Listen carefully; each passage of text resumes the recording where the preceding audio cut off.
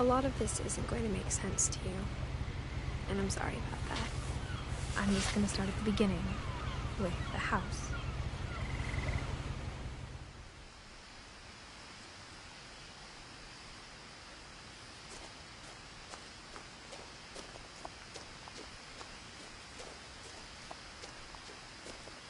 I lived here until I was 11, but I wasn't allowed inside half the rooms.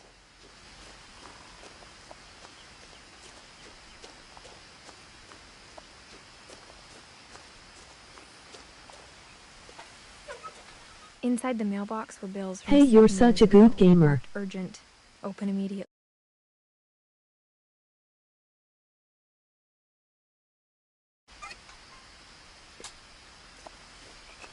I hadn't been back since my brother Lewis's funeral.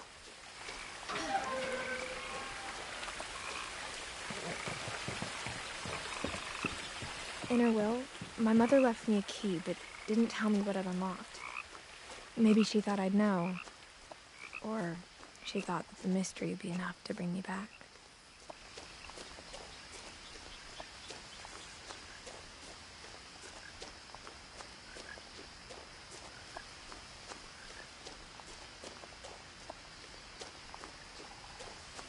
No one had driven this way in a long time, but I saw a few hoof prints.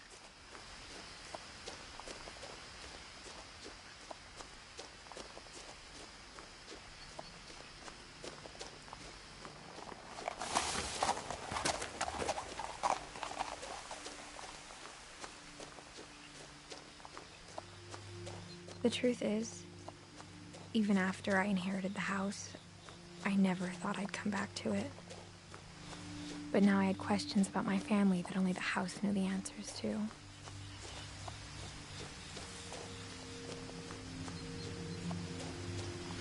The house was exactly like I remembered it, the way I'd been dreaming about it.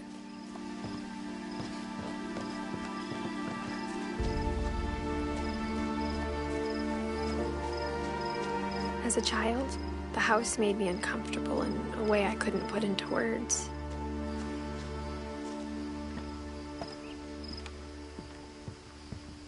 Now, as a 17-year-old, I knew exactly what those words were. I was afraid of the house.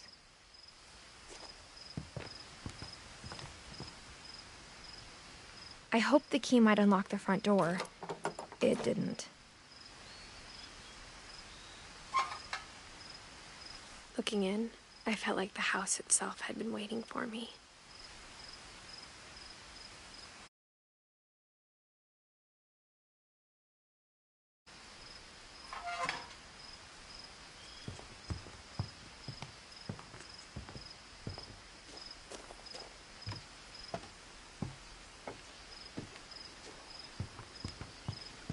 I asked Edie once about the dragon in the pond. She said it had killed her husband.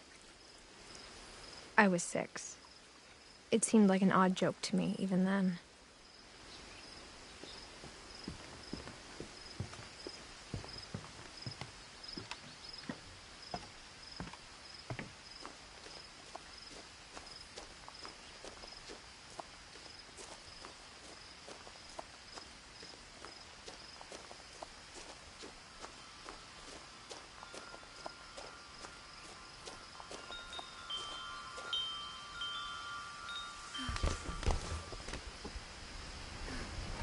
Crawling through the doggy door used to be a lot easier when I was 11.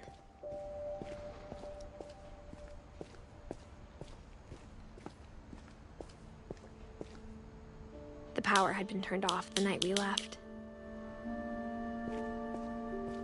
For the first time in years, I felt like I was home. But instead of a family, there were just memories of one. Like how only one restaurant would deliver to our house, so we had Chinese a lot.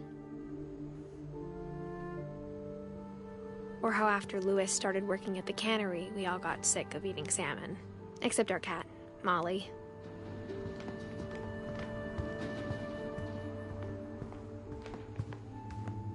The table was still a wreck from the night we left. It was like a bomb had gone off, killing everyone but sparing the furniture.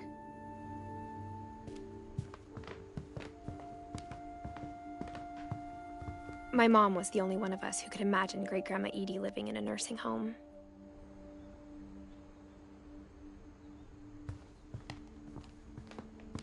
Nothing in the house looked abnormal. There was just too much of it, like a smile with too many teeth. Even the fireplace had a story. Edie told me the bricks came from the original house, after it sank.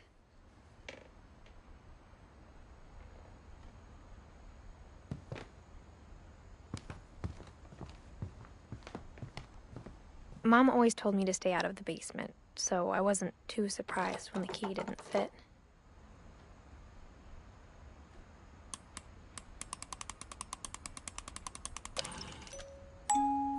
Great-Grandpa Sven built a music box for Barbara, along with the rest of the house.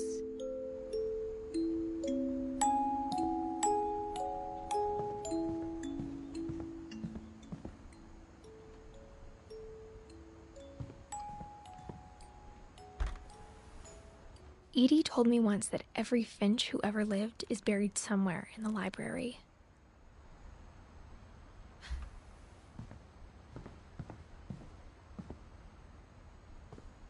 After Milton disappeared, Mom sealed up all the bedrooms. Then Edie retaliated and drilled peepholes.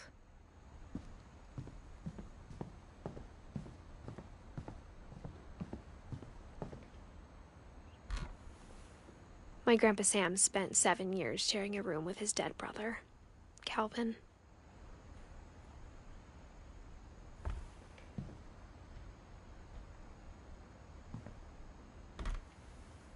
As a kid, I just assumed every house had peepholes and sealed rooms you weren't allowed inside of.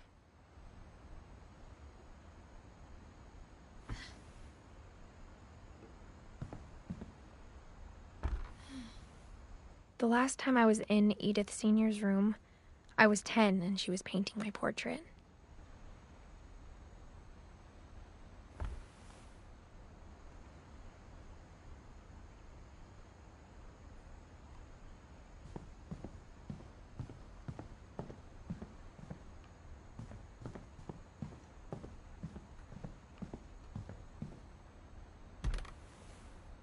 Molly always seemed like a girl I could imagine being friends with, if she hadn't died in 1947.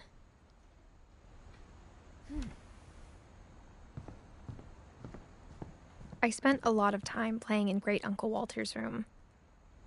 I think my mom sometimes regretted not sealing it up. Louis told me there were secret passages, but I never believed him.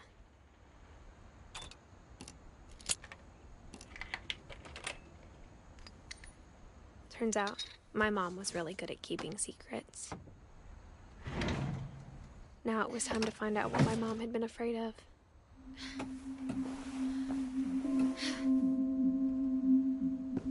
Reading this, maybe it sounds like I had a plan, but I had no idea what was behind that door. Just like I had no idea where all this was gonna lead. Molly's gerbil had a tiny bedroom with its own even tinier gerbil cage.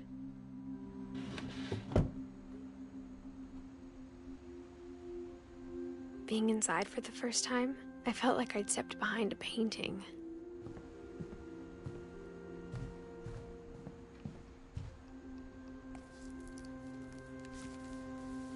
December 13th, 1947. Dear Diary, I'll be gone soon, but I wanted to tell somebody about what's gonna happen.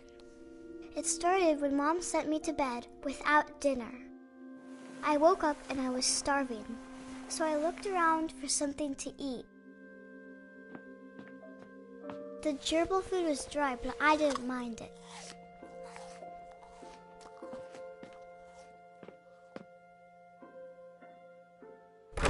Mom, can I come out now? Sweetheart, it's late. Go to sleep.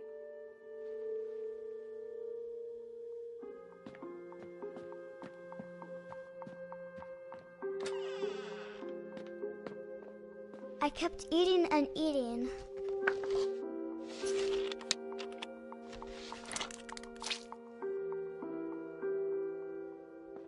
I ate a lot of things that night.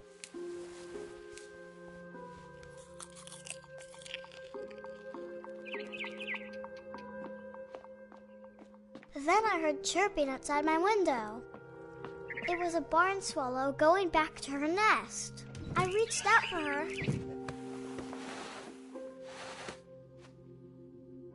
And suddenly, I was a cat.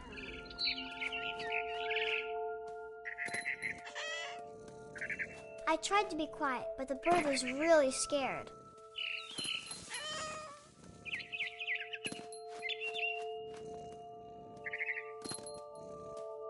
Mom and Dad didn't even look at me.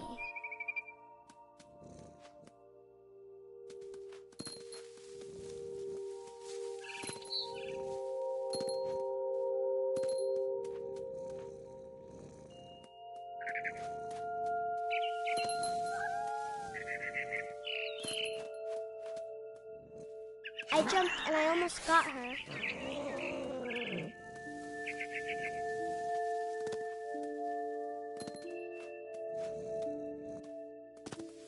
I could tell she was getting really tired.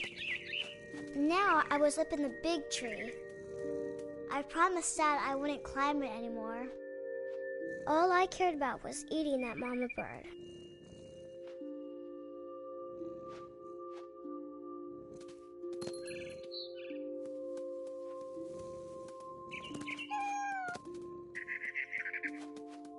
I gobbled her up.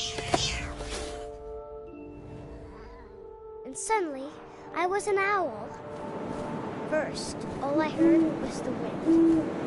Then I heard little teeth nibbling in the grass.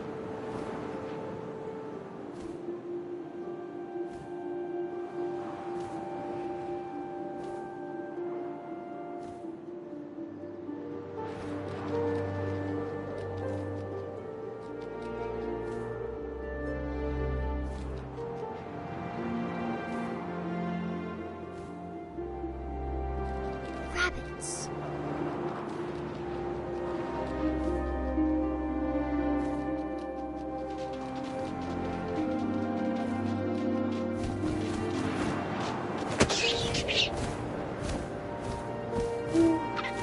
I imagined his face looking up and seeing mine through my talons. I swallowed him up, and I didn't chew one bit. Then I flew off to find something bigger.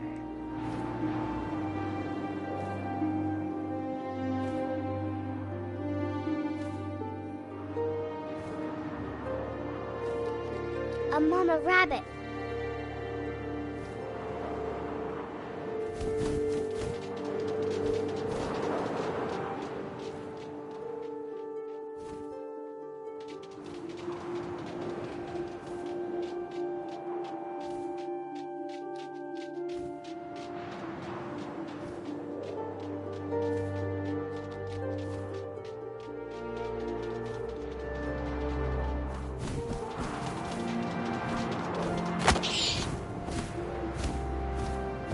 She was almost too big to carry. I started choking, but I couldn't stop eating. And suddenly, I was a shark.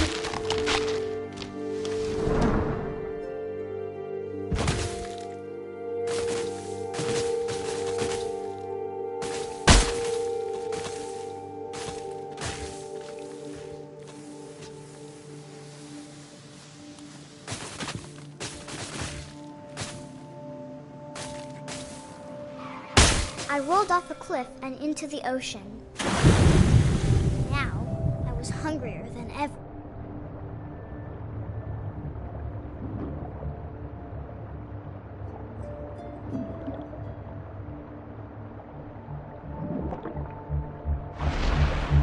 I wanted fat, juicy seals.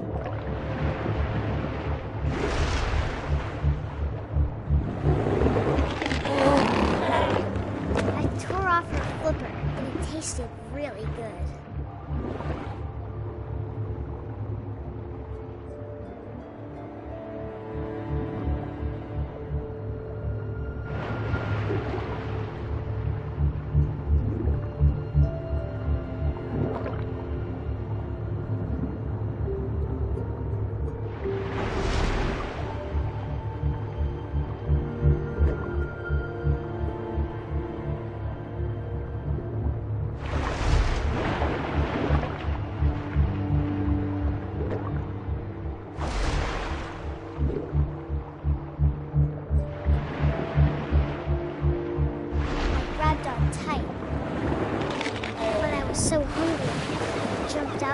water.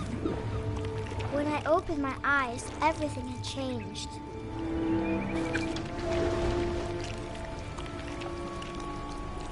Now I was a monster and I smelled people everywhere.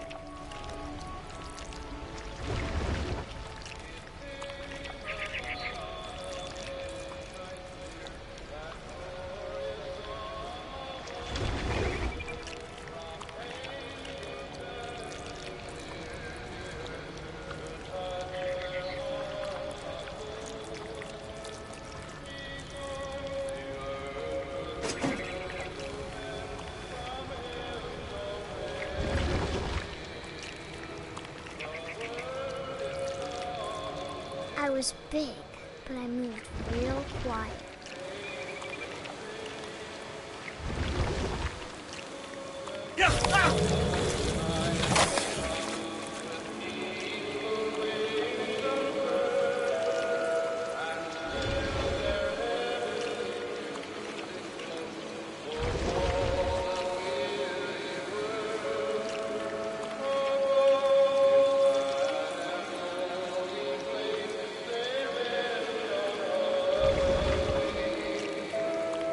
I wanted to stop, but also I didn't.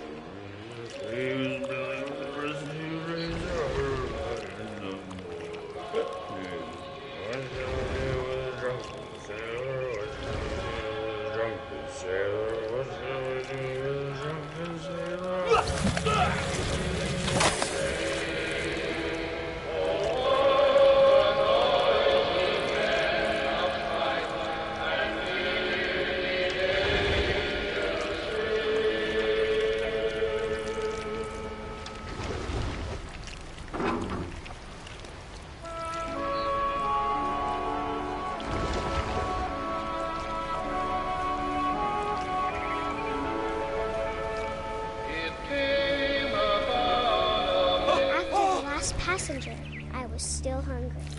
And to cross the water, we smelled something new. Something I had to have, so I swam towards it.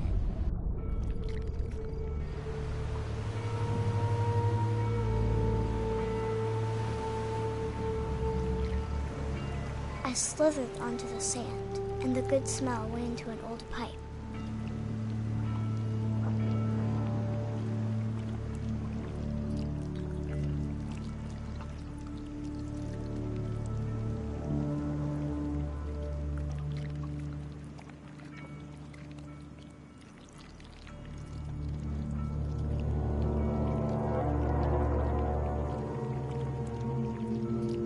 I got closer and closer.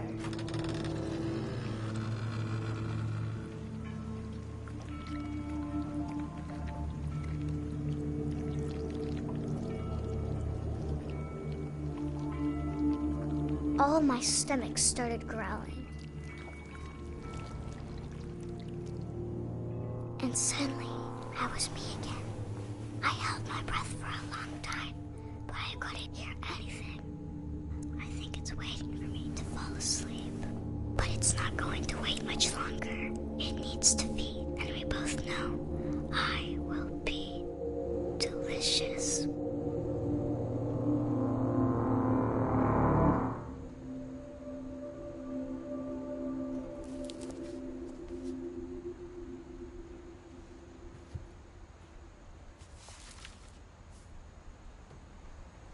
I'm not sure if I believed all of that, but I'm sure Edie would have.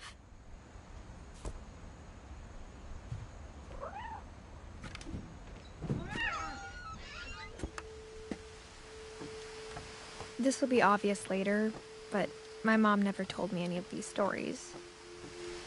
Edie would have, but Mom didn't like bringing up the past. Though, when we adopted a stray kitten, she was the one who named it Molly. I spent a lot of time in Great-Grandma Edie's room.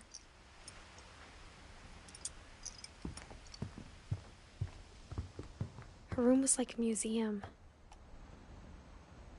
For 500 years, the Finches have been famous throughout Norway for their fortune and misfortune. Odin Finch buries the latest victims of the family curse, his wife Ingeborg and their newborn son, Johan. On January 7th, 1937, he set sail with his family and his house, hoping to leave the curse behind. But 40-foot waves off the coast of Washington send the house and Odin to the bottom of the sea.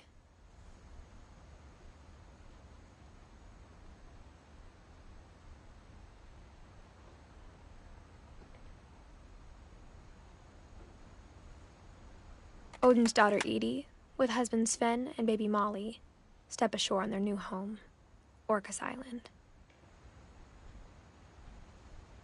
Odin Finch is the first to be buried in the new family cemetery. His daughter Edie is already dreaming of a new Finch house.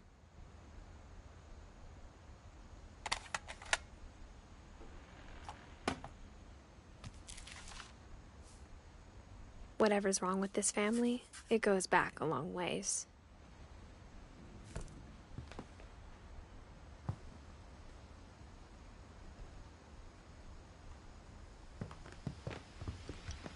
Louis died a week before we left, but Edie had already started to memorialize him. When Edie told people Sven was killed by a dragon, she could also have said he was building a dragon-shaped slide that collapsed. She could have, but she didn't. Even in her 90s, sometimes Edie seemed a lot younger than my mother. The only trace Grandpa Sam's first wife, Kay, left on the house was the pink bathroom. It was a pretty big trace.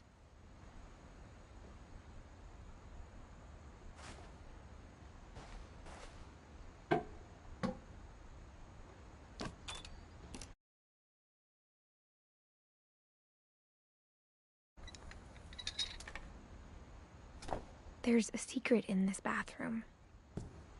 It's in the last place you would look.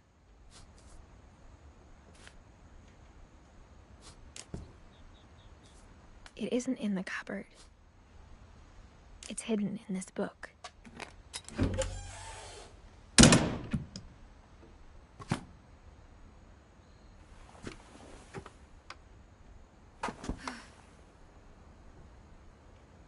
Sven gave Sam an old camera he'd refurbished. He never put it down.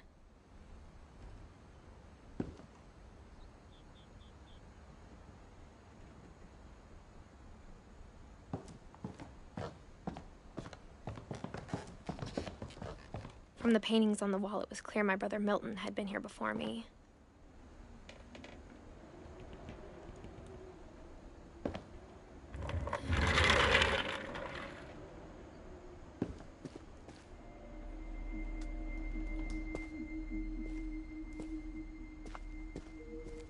I knew Grandpa Sam had a twin,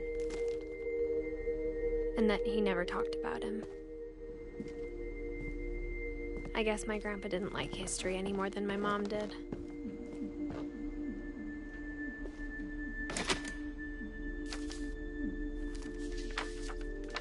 How I Want to Remember My Brother by Sam Finch. The thing I remember is that when he made up his mind, that was it. My brother said he'd die before he ate another mushroom, and he did. At Barbara's funeral, we swore we'd never be afraid again, and he wasn't. I think Calvin always wanted to fly. Sam! Calvin!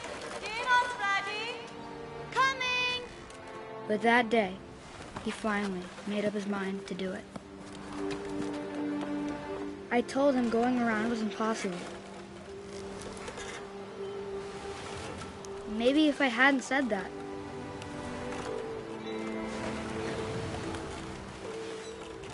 Calvin! I'm not gonna tell you again! Maybe if the wind hadn't picked up. Then maybe he'd still be here. But I doubt it. I think he'd already made up his mind. That's what I want to remember about my brother.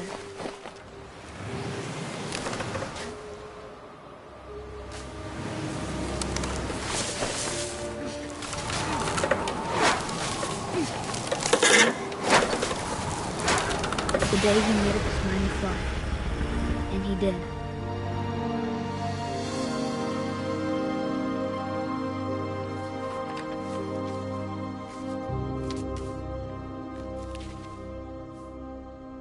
Calvin's story felt strangely familiar. When I was younger, I remember trying to do the exact same thing. After the funeral, Edie roped off Calvin's half of the room. Mom said Grandpa Sam enlisted at 18 and never set foot in the room again.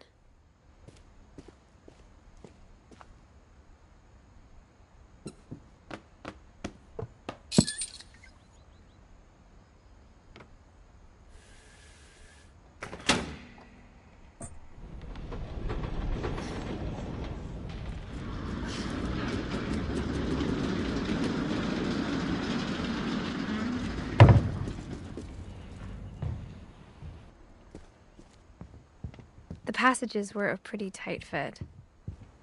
They'd obviously been built for smaller hands and bellies.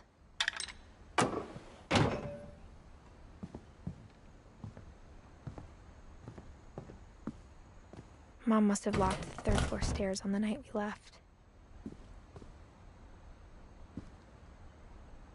Whenever people ask me about my family, the first thing they always want to know about is Barbara.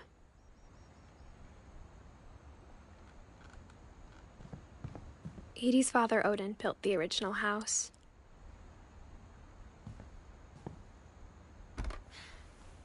Barbara was a child star for 2 years, until America grew out of it.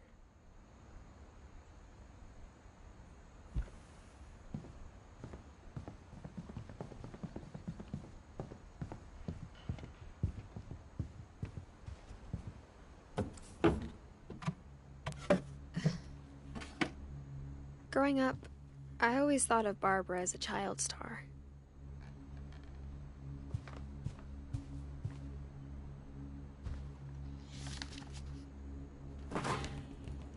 Of all the stories people wrote about Barbara's death, I'm surprised Edie saved this one.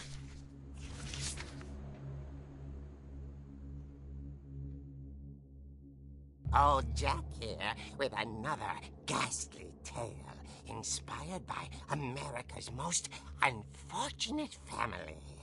I'm calling it The Surprise Ending of Barbara Finch. As a child star, Barbara was famous for her scream. Now at 16, she was all washed up. A has-been. But in a lucky break, she'd been asked to perform her signature scream at a local convention for monster movie fans. It was just the boost her career needed. Unfortunately, her scream hadn't aged well. Getting better. I think you just need the right motivation. Her biggest fan and current boyfriend, Rick, was about to demonstrate when...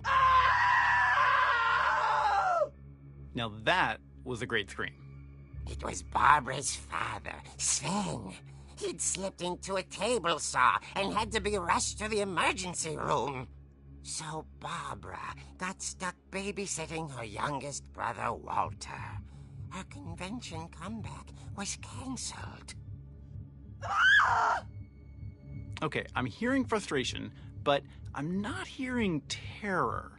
What if I tried... A gang of hoodlums in Halloween masks have been terrorizing Orcas Island tonight. Police are urging residents to... That came from the basement. You're right! Also, I loved your delivery on that. Why is your basement door locked? Because my dad likes making puzzles and secret passages. There's a key hidden in the music box. The secret is to keep winding and winding until finally the key pops out. Thanks, babe. I'll be back in a sec.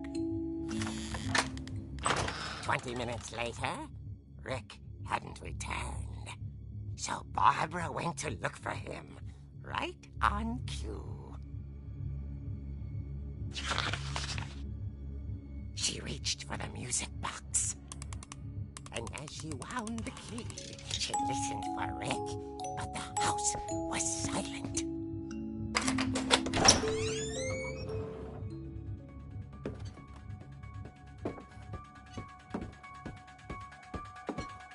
She found Rick's crutch and imagined the worst.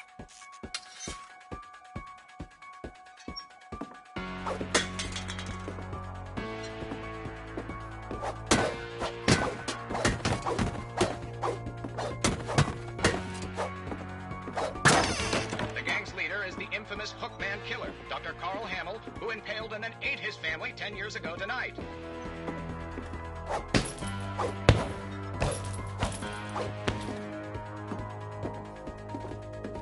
Old Finch rattled and grew still. Oh, dear! Oh! Rick? Barb, relax. I was just trying to scare you to help you find your scream. Well, I'm not scared, Rick. I'm furious. Then act furious. All I'm getting from you now is that you're hurt and confused and you're... She threw him out, but she kept a little something to remember him by. Barb, have you seen my other crutch? And she was still holding it when she fell asleep watching the late picture show. Hours later... Barbara! Walter, what's going on up there? Ah! Okay, I'm coming up, but if this is a trick, you're dead, Walter.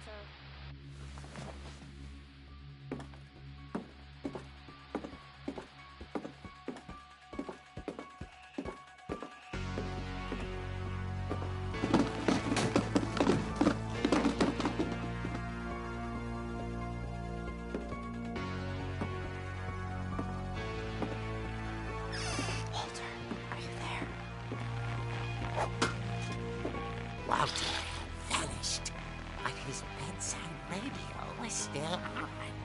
Orcas Island police describe the man as 6 feet tall, with a steel hook for a hand. Residents are urged to lock all doors and windows and notify the police of any suspicious activity.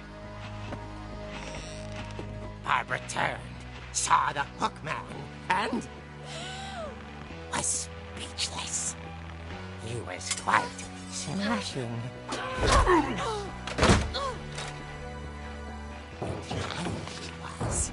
He couldn't get enough of Barbara.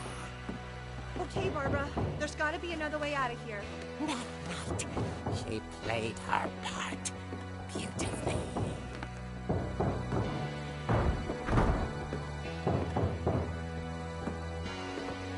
Molly Lenore hadn't been opened in years. The hinges groaned.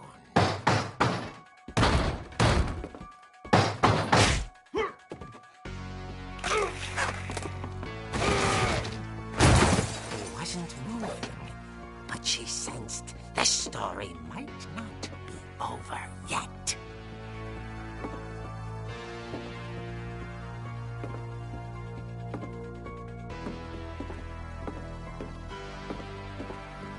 The hookman had vanished.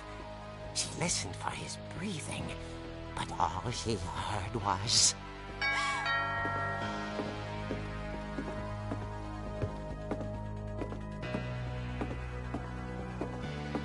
At the door, she heard whispering.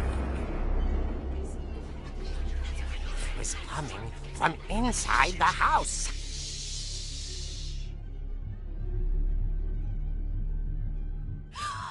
Oh dear.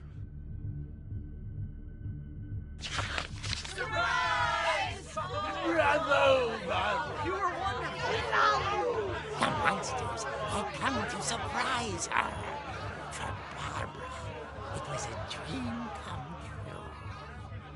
Then she saw what kind of monsters they were, and she realized what was about to happen. She was going to be famous. And with her final breath, Barbara Finch gave the performance of her life.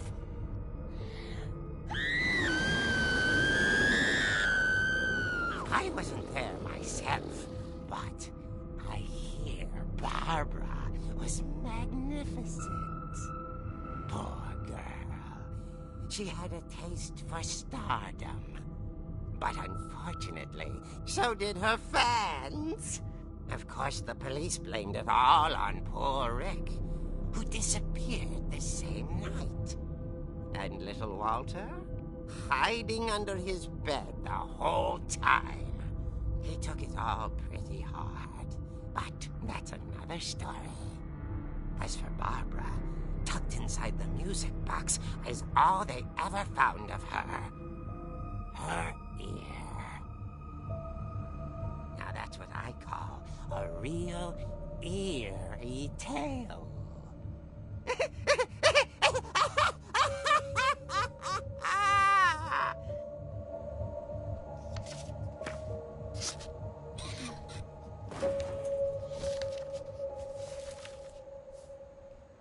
Edie told me all Barbara wanted was to be remembered, as absurd as that comic was.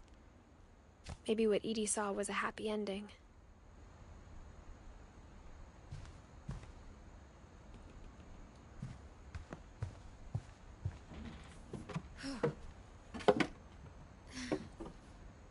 I guess now I know why Mom didn't like me playing with the music box.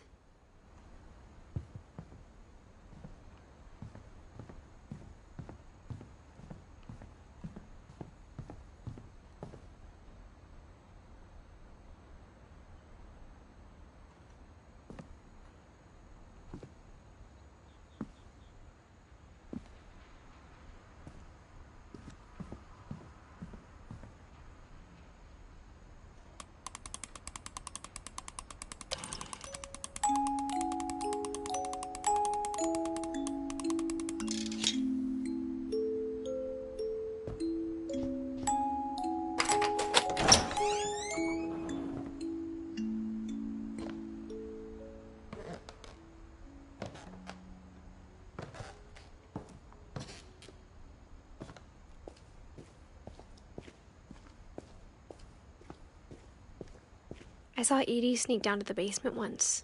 Mom said the basement was off limits, unless I wanted another tetanus shot.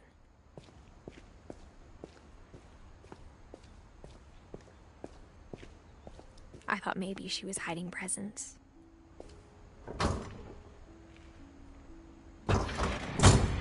It turned out she was hiding a lot more than that.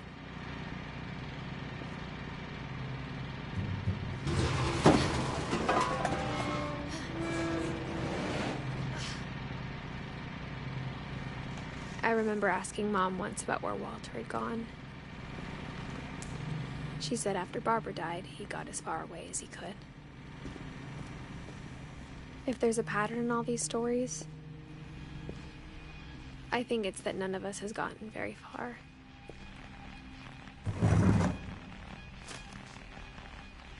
Goodbye, everyone. I can't believe I've been down here for 30 years.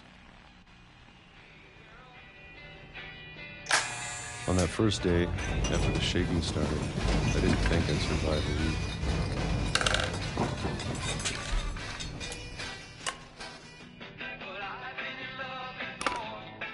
But after a few days, I settled into a routine. That's what kept me sane. Having a schedule, living for today. I always expected to be dead tomorrow. But if you wait long enough, you get used to anything.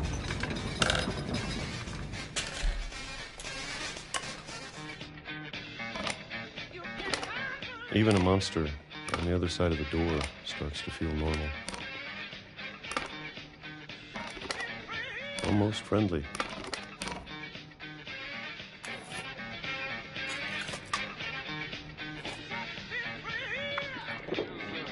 And then one day, everything just stopped.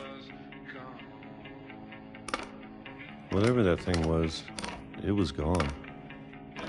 Maybe it got tired of waiting. Or maybe I just got tired of being afraid.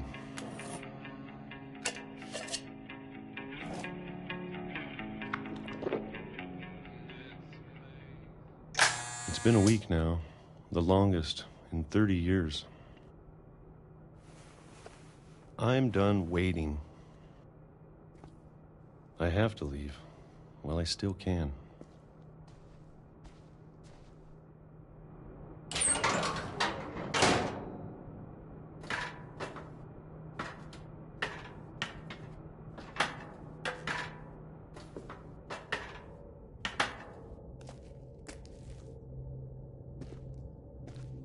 I know it's out there, somewhere.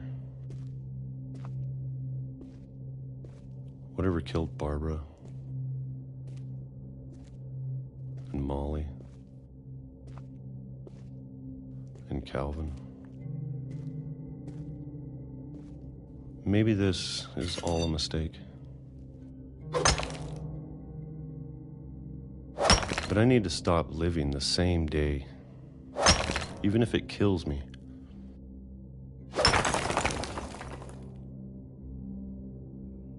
Whatever's out there, I want you to know I'm ready for it. I'm going to appreciate all of it, especially the food. I don't mind if I only have a year left, or a month, or a single week. I'd be happy with one more day. I can already imagine the sun on my face.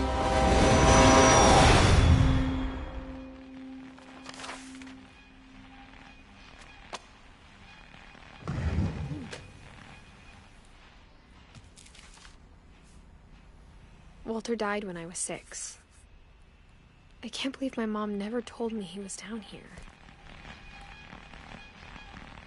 I'm sure my mom was trying to protect me.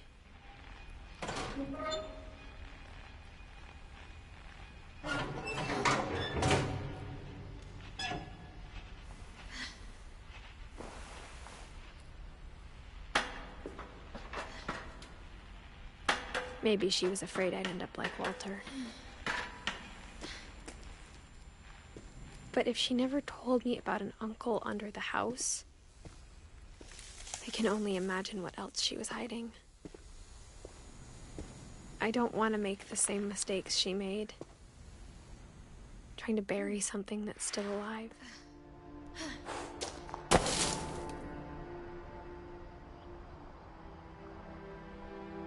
Now that there's only one of us left, or maybe 2, I thought it was time I heard the stories for myself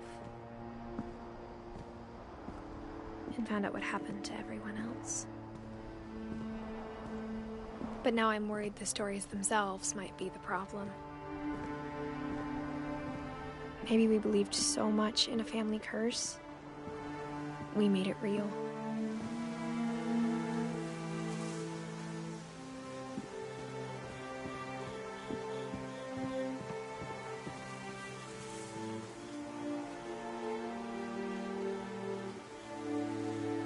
I don't know if I should even be writing this.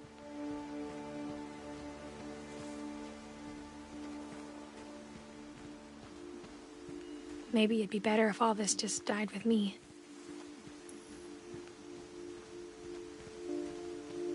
But I thought you should know about your family.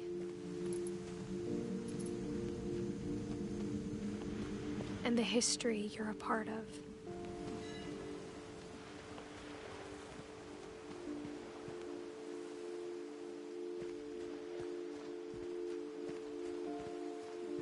Though to be honest, I feel as lost as you probably do right now. I think the people in these stories believed them, for what that's worth.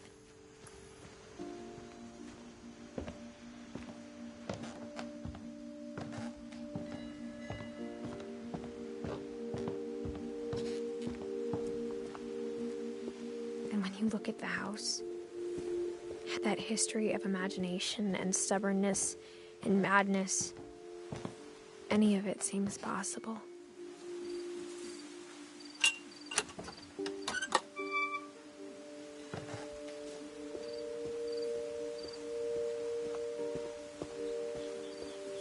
I think we've been surrounded by death for so long, we've just gotten used to it. What kind of family finishes building a cemetery before starting the house?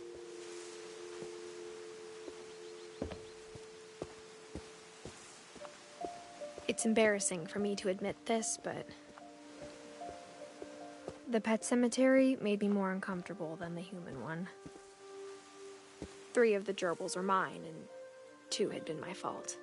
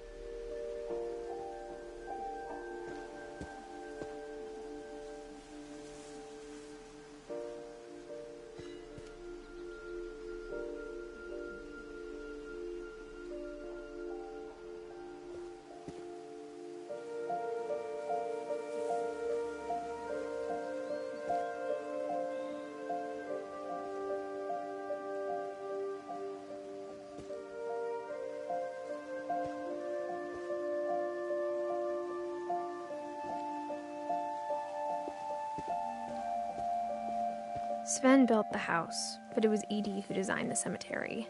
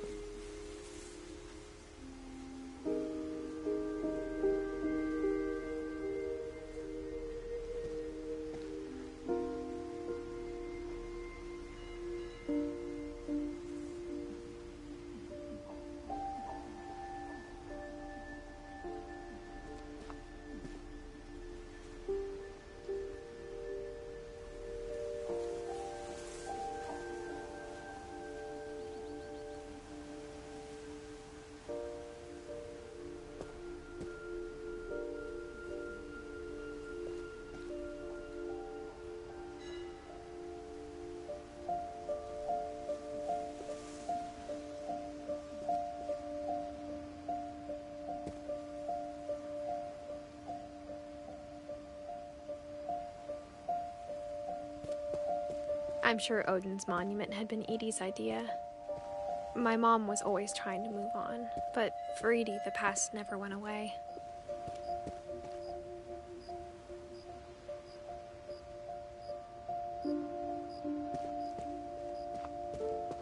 She could see it poking out of the water at low tide.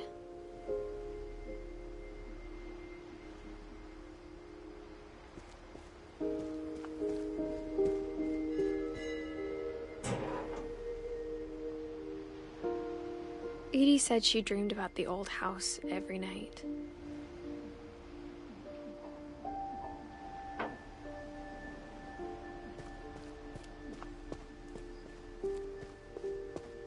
Edie's side was always easier for me to understand.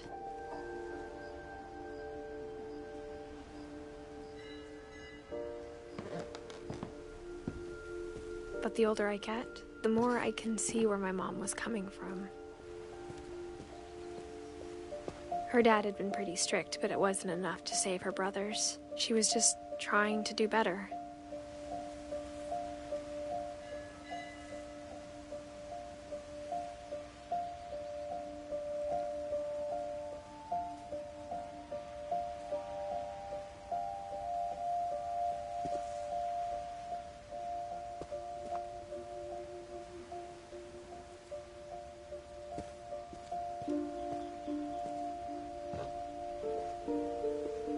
She lost 2 of her brothers, just like I did.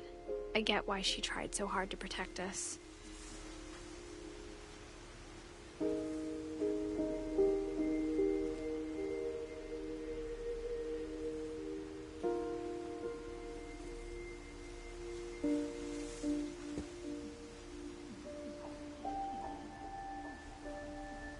We never found Milton's body, so my mom insisted we were putting up a monument, not a tombstone.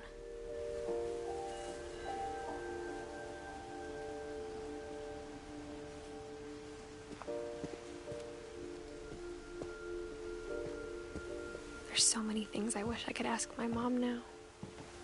Part of me thinks this is what she wanted all along. For me to come back someday and find everything out for myself.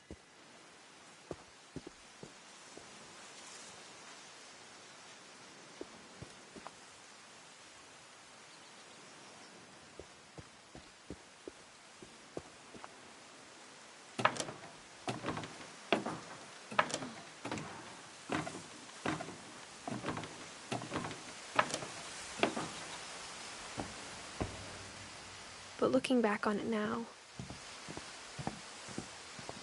if she told me there was going to be so much climbing, I never would have come when I was 22 weeks pregnant.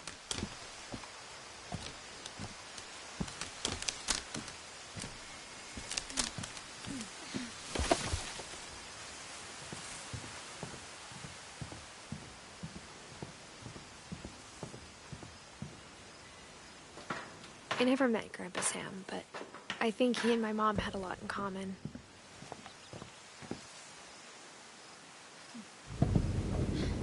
They were both pretty intense.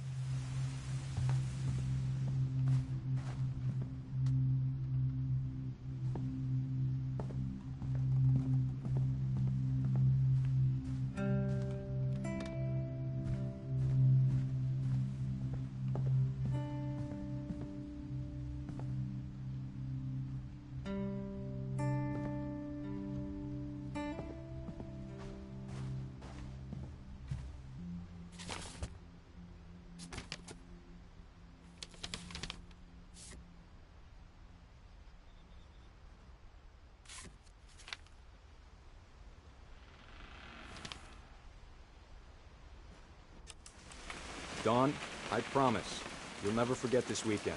Yes, sir. These memories are gonna last a lifetime. Mm-hmm. Perfect. Am I gonna have to shoot anything? It's gonna rain the whole weekend, isn't it? You'll never forget this weekend, Dad. That's okay, got it. I'm gonna take some pictures, okay? Just be careful. That camera's older than you are.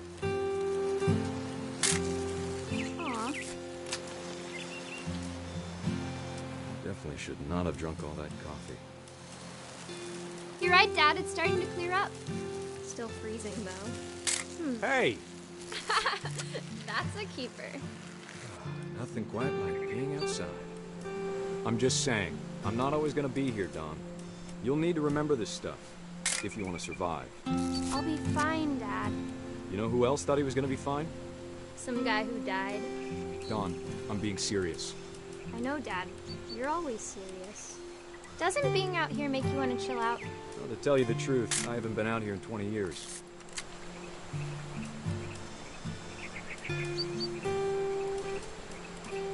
Dad! Good eyes, Dawn. Before you take the shot, let me get a picture of you.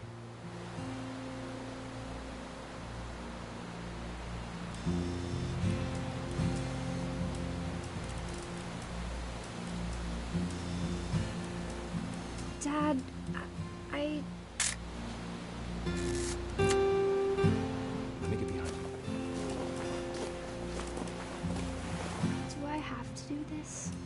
Dawn, you don't have to do anything. But if you want to survive, you'll need to be strong. Great shot, Dawn!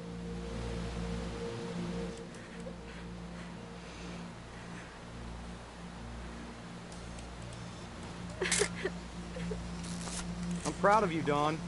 Always remember that, okay?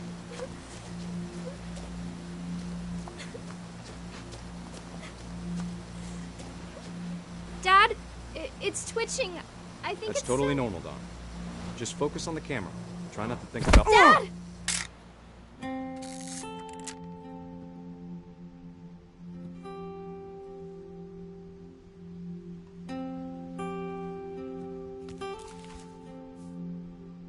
Of all these stories, that's the one I wish most that my mom had told me.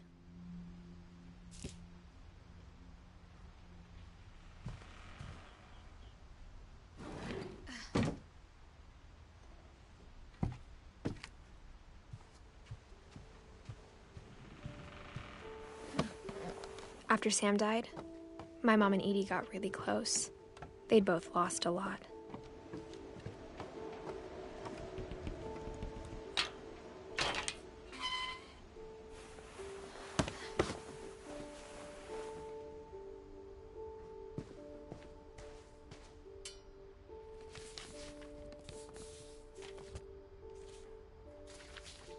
Dear Kay, do you remember the way Gregory used to laugh when he thought he was alone?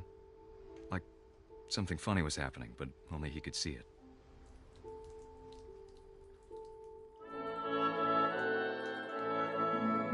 I think he saw things the rest of us don't.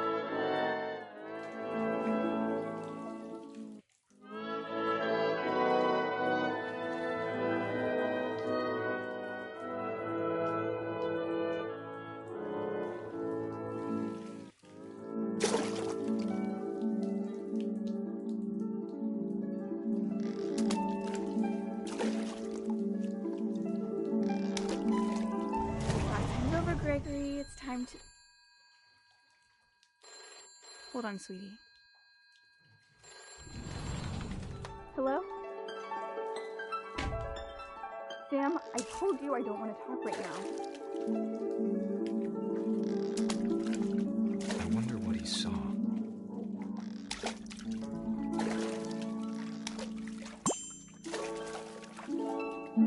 What his world was like.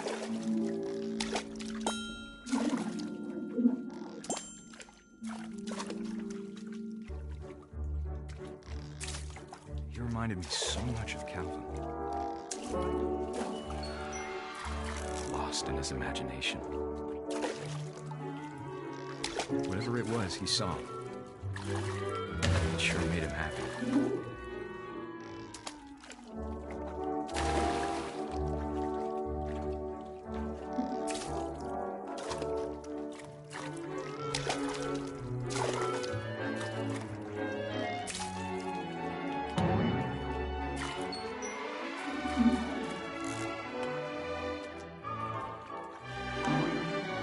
How silly it sounds.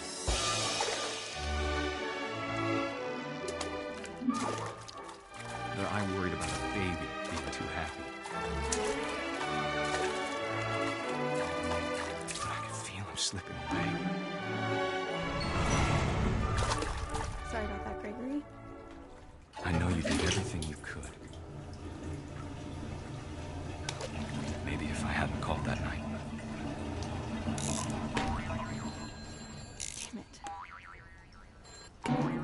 Hold on, I don't want Gregory to hear this. I wish he could have told us about the world he saw.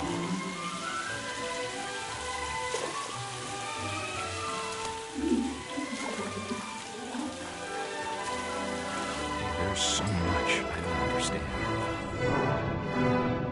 about Gregory, about everything.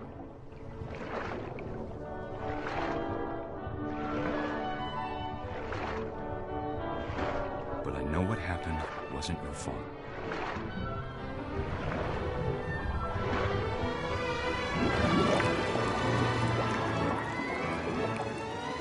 I'm sure he's happy.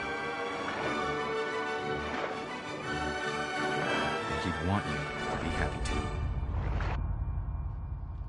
Good luck, Kay. Love, Sam.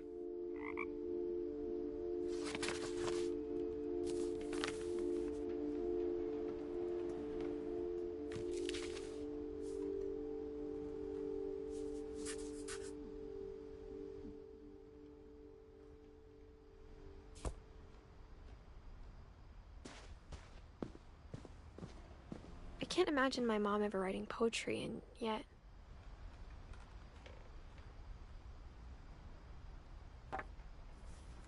A poem for Gus, who always said the wedding was a bad idea.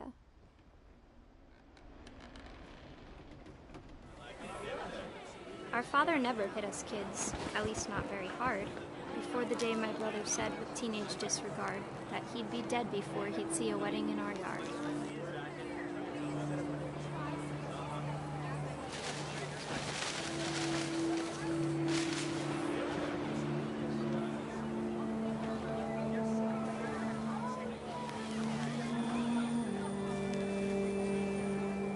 My father made him come, of course, but Gus stood far apart, just flew his kite and bottled up the storm inside his heart.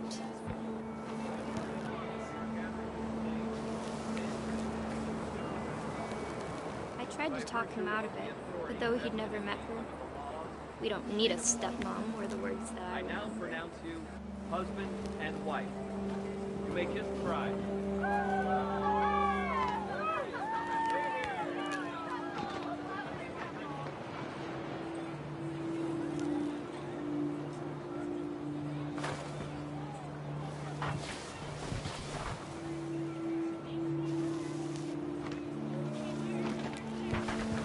When the time for photos came, Dad ordered him to come here.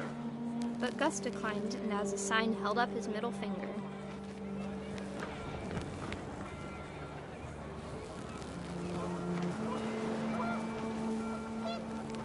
The wind picked up, and panicked geese appeared and quickly went. But all the humans did that day was go inside the tent.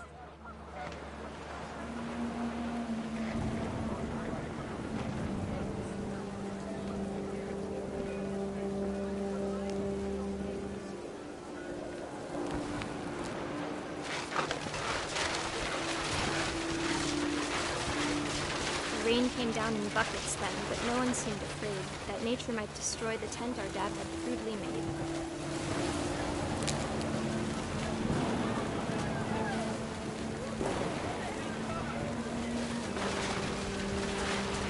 The thunder sounded much too close and full of angry power, but all my father said to this was, "Make the music louder."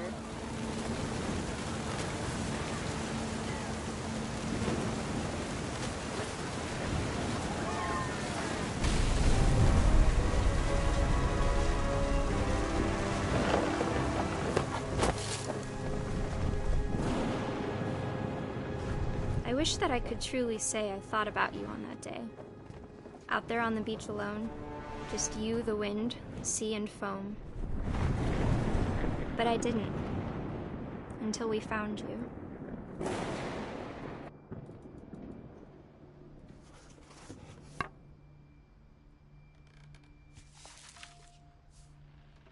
She never talked about him, but Mom told me once if I was a boy, they were going to name me Gus.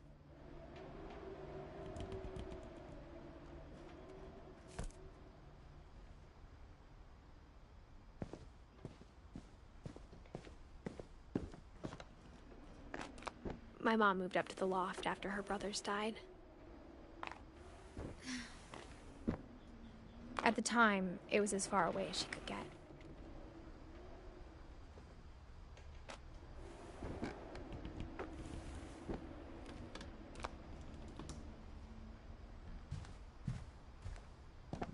She spent a summer building houses in Calcutta, where she met my dad, Sanjay.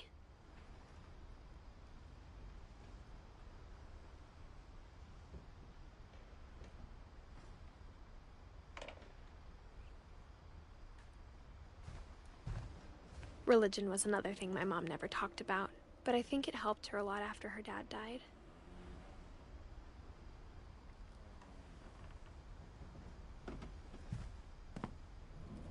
My mom moved to India a week after graduation and got a job teaching English. Louis was born a year later.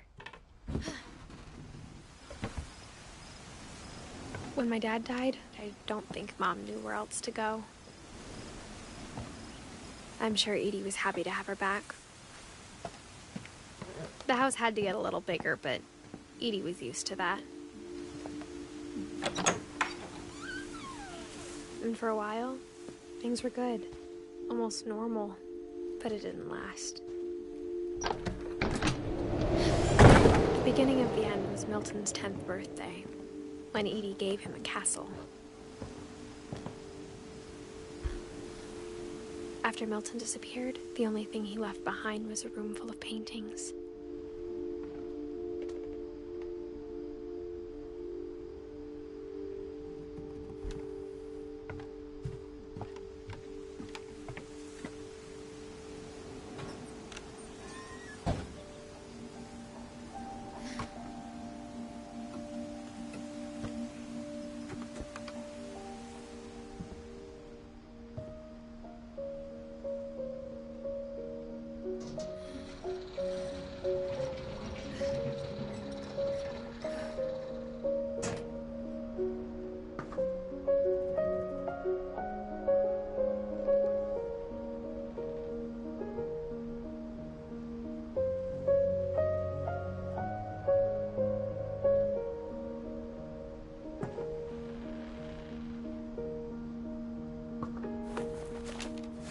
Milton Finch in The Magic Paintbrush.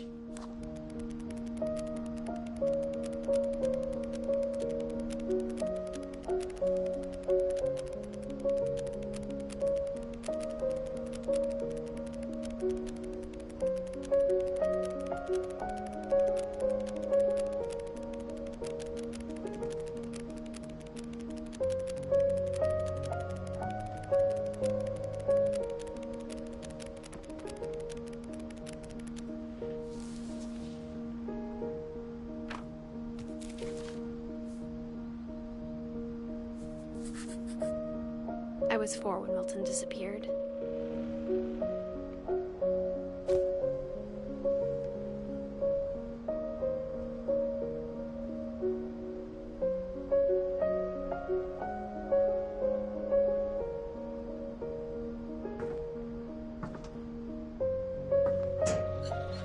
Mom spent months searching for my brother. Then she sealed the doors.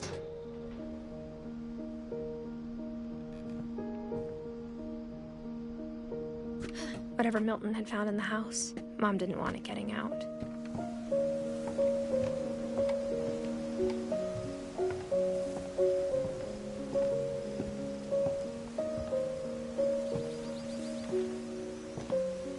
Mom definitely blamed Edie, but I think Louis blamed himself. After he graduated, he just spent more and more time in his room, until Mom got him a job at the cannery. Everyone always told me to stay out of Louis's room, except Louis.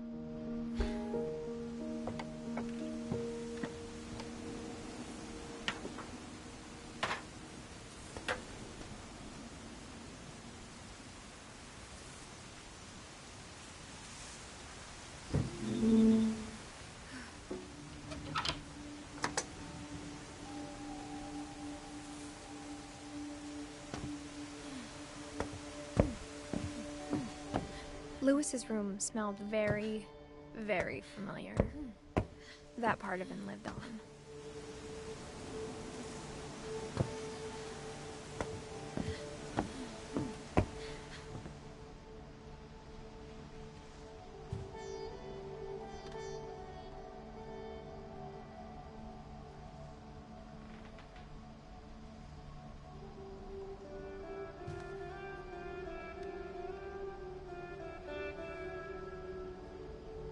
He was so proud of being Indian. I think for him, it was a way to be something other than just a Finch.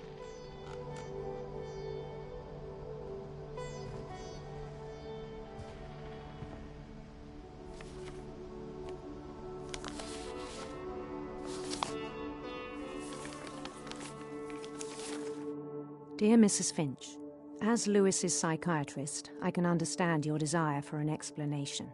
As I see it, the trouble began in January, shortly after we convinced your son to seek treatment for substance abuse.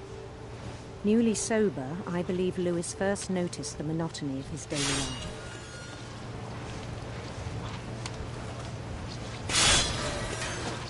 He kept working at the cannery, but he withdrew part of himself. In our sessions, I saw the same behavior.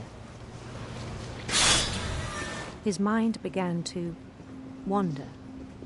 I asked him to describe it. He said he started small,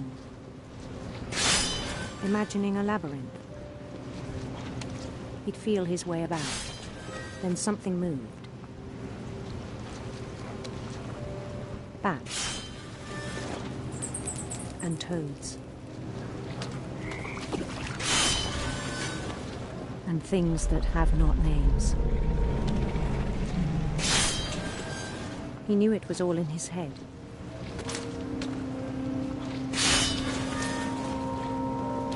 But he took it very seriously. I had hoped he'd find himself.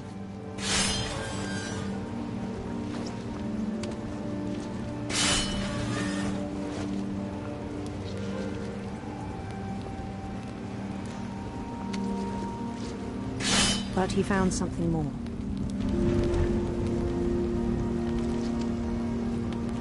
I worried about him then.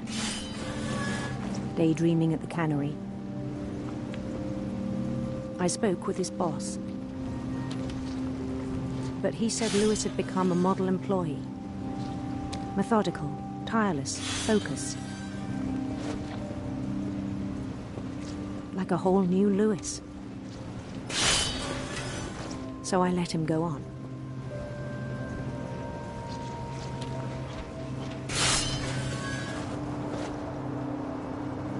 I even encouraged him.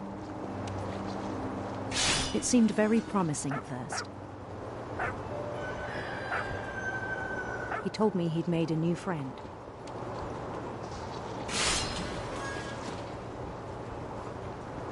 On the edge of a city he named Lewis Topia. He built the city up slowly, brick by brick. Then he made musicians.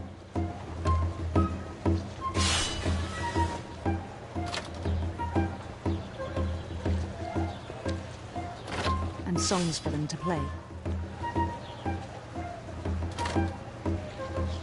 He talked about starting a band.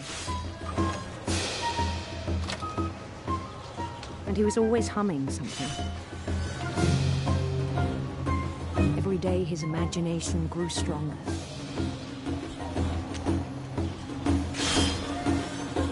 He no longer spoke at the cannery.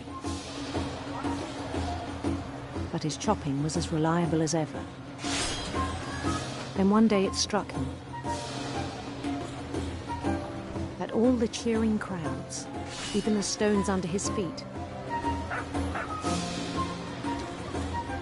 were all in his imagination. So he could do whatever he wished.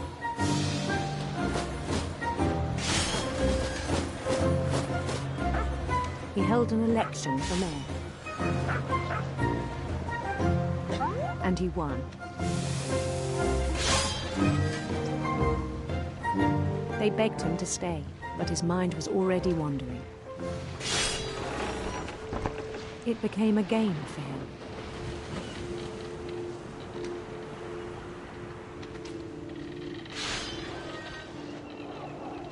He'd conquer a city, then immediately push on.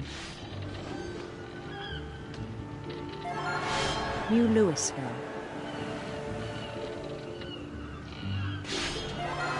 St. Louis. He started drifting away from our reality.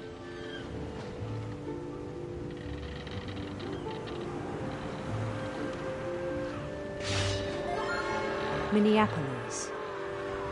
Until one day he forgot to go home from the cannery.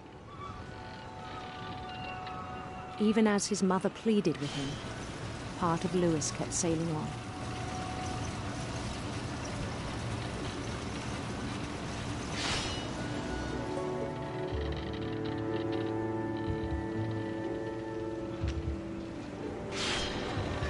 In Louisburg, he heard rumors of a handsome queen.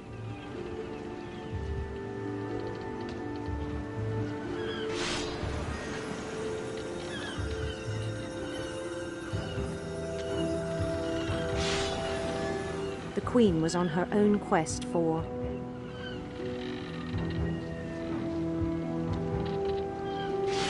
radiant rainbows.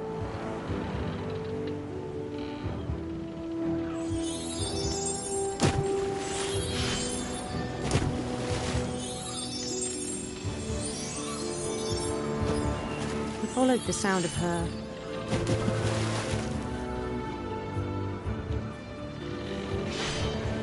electric sitar.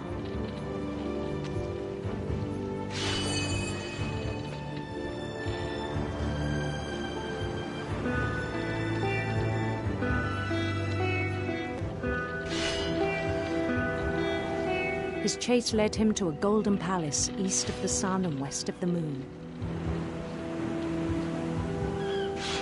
Even then, his logic remained sound.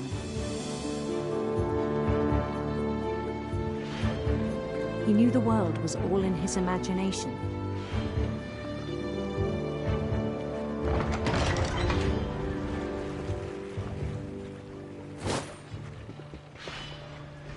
But he was so proud of having created it. In his own eyes, he'd become something greater than a king.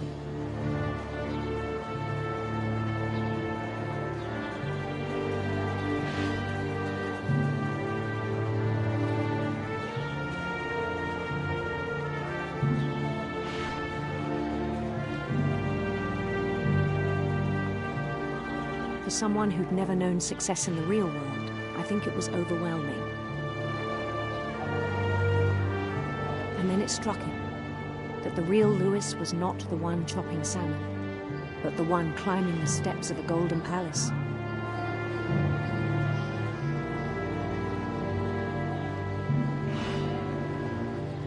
My imagination is as real as my body, he told me. It was hard to argue with him.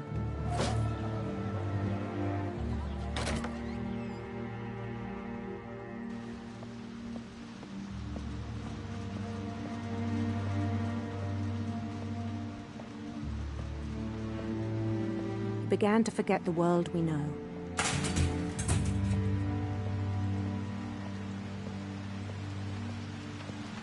I think it pained him to remember Lewis, the cannery worker.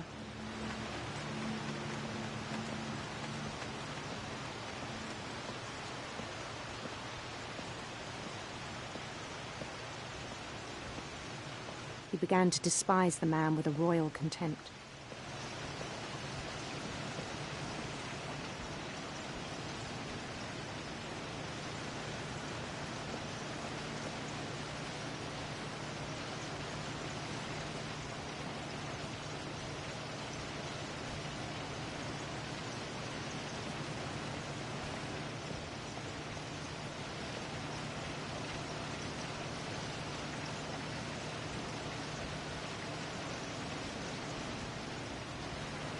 I still thought I could save him. Even after he said he was being crowned king over all the lands of wonder. The palace would be packed with his companions.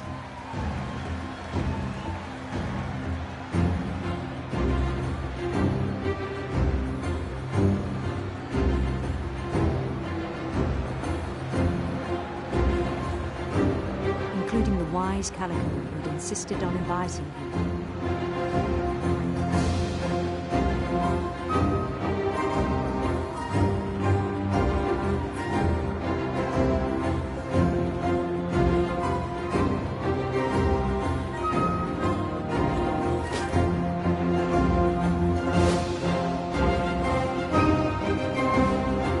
His queen waited, holding his crown.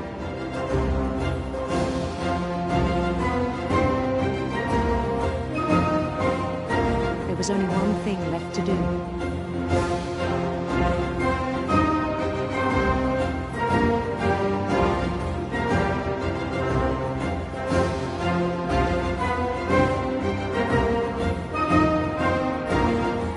Bend down his head.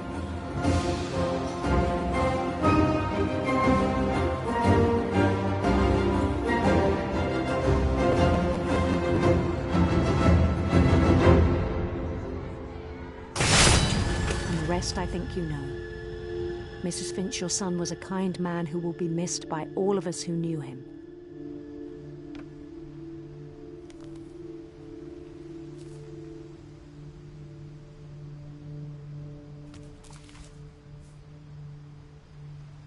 My brother was really cool. I wish you could have met him.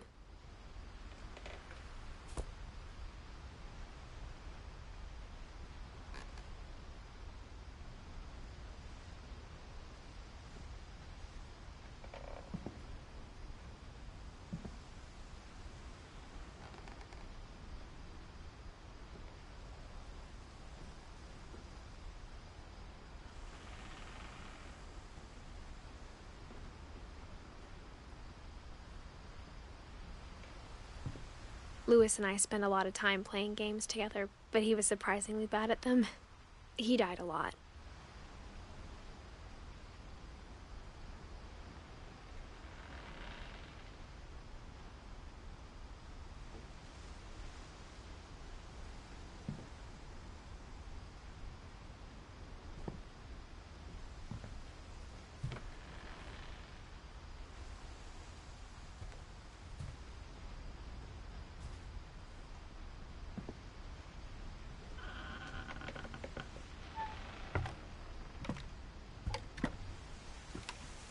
On the way back from Lewis's funeral, my mom told me to start packing. She waited until the day before we left to tell Edie. I'm not sure if she wanted to make it easier or harder.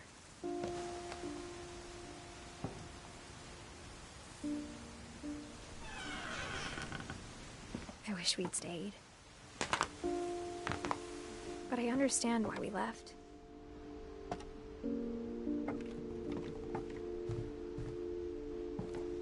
My mom ended up leaving everything behind.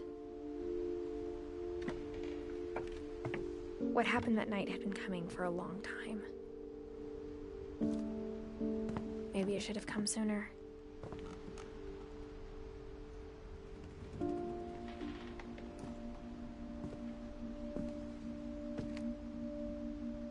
But it had to end one way or another. All that's left now is to tell you about that last night.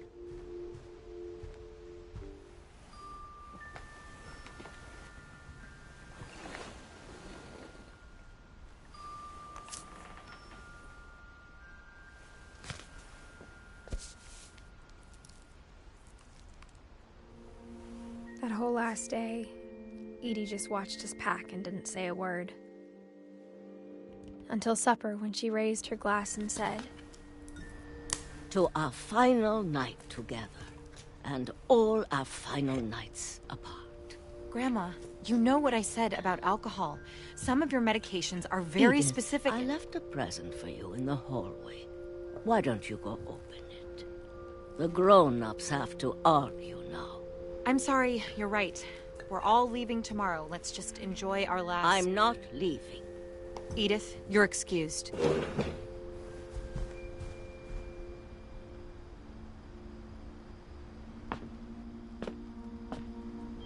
The power had been shut off that morning, but Edie always had plenty of candles. When my mom sealed the library, I don't think she knew about the other entrance. Or that Edie had a key to it.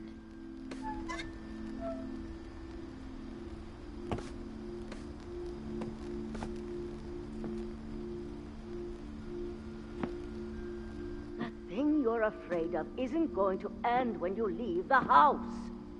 Edith has a right to know these stories. My children are dead because of your stories.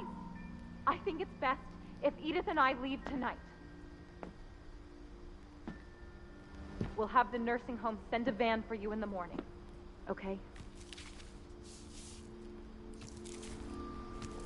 Dear Edith, there's so many stories I wish I could tell you, but there's only time for one. This is about what happened on the night you were born. That night, the tide went way, way out. It was the first and last time I ever saw the old house aground. There'd been an earthquake out in the middle of the ocean. They called it the lowest tide in 1,000 years. God, it smelled awful. You know, I've seen that house every day of my life. But I never thought I'd go back to it. When the fog rolled in, I lost my way.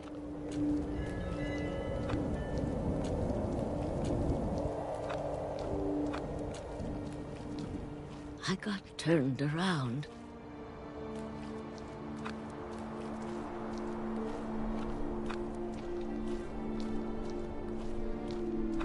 For a while, I wandered.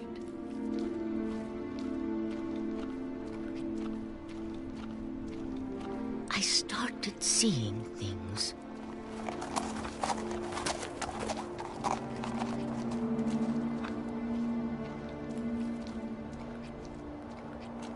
Things I'd forgotten had ever existed.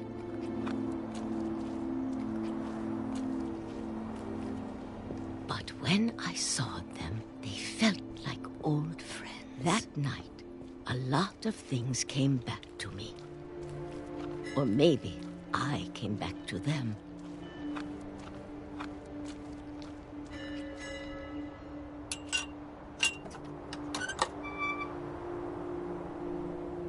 Things I can't explain, but that I need you to try and... Edith, what are you doing in here? It's mine. Edith! Mom, you're gonna rip it! Let go! I kicked and screamed, but Mom dragged me to the car. I never saw Great-Grandma Edie again. The next morning, the van came to pick her up, but she was already gone. After that, we moved around a lot.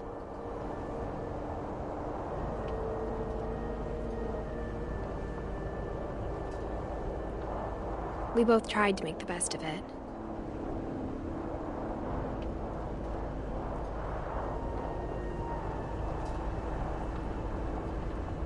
A few years went by.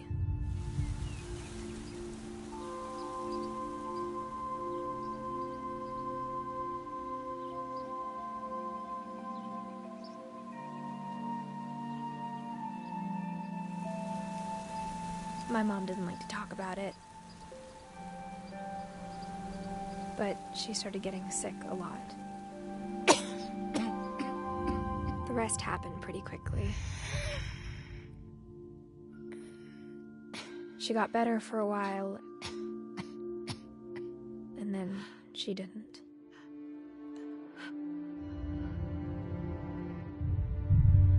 And then I was alone.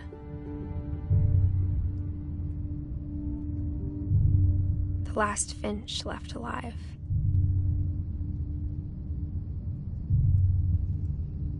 Until I found out about you.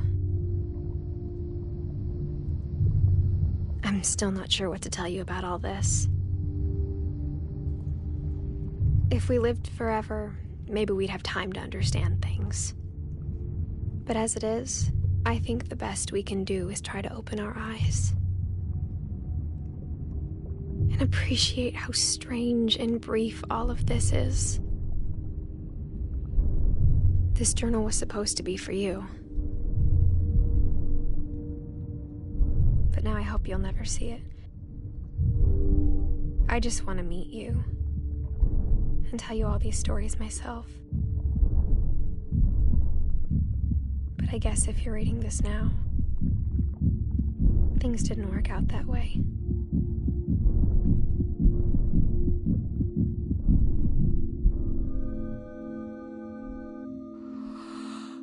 This is where your story begins. I'm sorry I won't be there to see it. It's a lot to ask, but I don't want you to be sad that I'm gone. I want you to be amazed that any of us ever had a chance to be here at all. Good luck.